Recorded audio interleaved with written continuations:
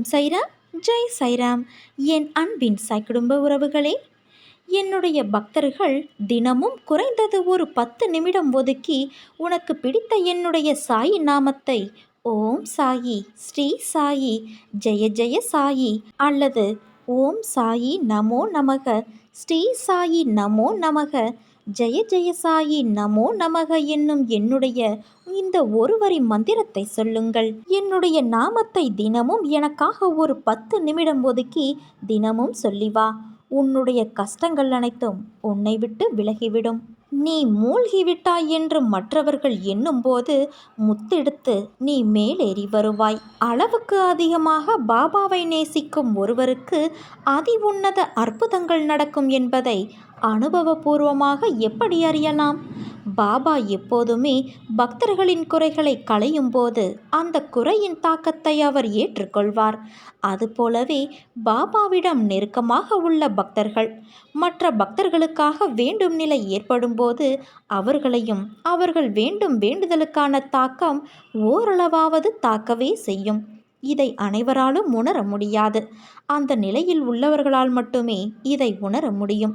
இதற்கு உதாரணம், எங்கோ நெருப்பில் விழுந்த குழந்தையை தன் இருப்பிடத்திலிருந்தே தன் கைகளை நீட்டி பாபா காக்கும்போது அவர் கைகளில் தீக்காயங்கள் ஏற்பட்டதை வைத்து உணரலாம். முழுமையாக பாபாவின் ஆசிர்வாதத்தை பெற்றவர்களின் கேள்விகளுக்கு உரிய பதிலை அவர் அவர்களுக்கு நிச்சயம் வழங்குவார்.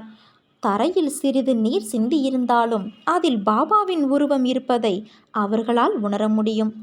பெயிண்ட் அடிக்கப்பட்ட சுவற்றிலும், ரோட்டில் கிடக்கும் மணலிலும், மரங்களில் ஆடும் கிளைகளில் உள்ள இலைகளிலும் அவர்கள் பாபாவை காண முடியும். எங்கும் எதிலும் நிறைந்திருக்கும் பாபாவை உணர முடியும். எவர் ஒருவர் ஆசைகளை துறந்து தனக்கென வாழாமல் மற்றவர்களுக்காக தனக்கு எவ்வளவு துன்பங்கள் வந்தாலும் பாபா நீயே கதி என பாபாவின் பாதங்களை பற்றி மற்றவர்களுக்காக வேண்டுதல் வைப்பதால் பாபாவின் அருளோடு மேற்கண்ட அனைத்தும் சாத்தியமாகும். நீ நம்பி கைவிட்டவர் உலகில் பலர் இருக்கலாம். ஆனால் உன் நம்பிக்கையை காப்பாற்றி உனக்கு கை கொடுப்பவர் உன் சாயப்பா நான் ஒருவரே. நீ தோற்கவில்லை, தோற்கப் போவதும் இல்லை. உன்னை நான் அல்லவா வழி நடத்துகிறேன். என் பக்தர்களுக்கு என்றும் எதிலும் நிச்சயம் வெற்றியே கிடைக்கும். நான் என் பக்தர்களின் பிடியில்தான் இருக்கிறேன். அவர்கள் பக்கத்திலேயே நிற்கின்றேன். எப்போதும் அவர்களுடைய அன்பை தாகத்துடன் நாடுகிறேன். துன்பத்தில் அவர்கள் கூப்பிடும்போது நான் ஓடோடி வருவேன். இக்கணமே உனது கர்ம பலன்கள் விலகி உனது கஷ்டங்கள் அனைத்தும் உன்னை விட்டு ஓடி ஒளியும். நல்ல நேரம் ஆரம்பிக்கும். வாழ்க்கையில் உன்னை நான் உயர்ந்த நிலைக்கு கொண்டு போகப் போகிறேன். நீ நம்பிக்கையோடு இரு, நல்லதே நடக்கும். உன் சாய் நான் இருக்க பயம் ஏன் உனக்கு?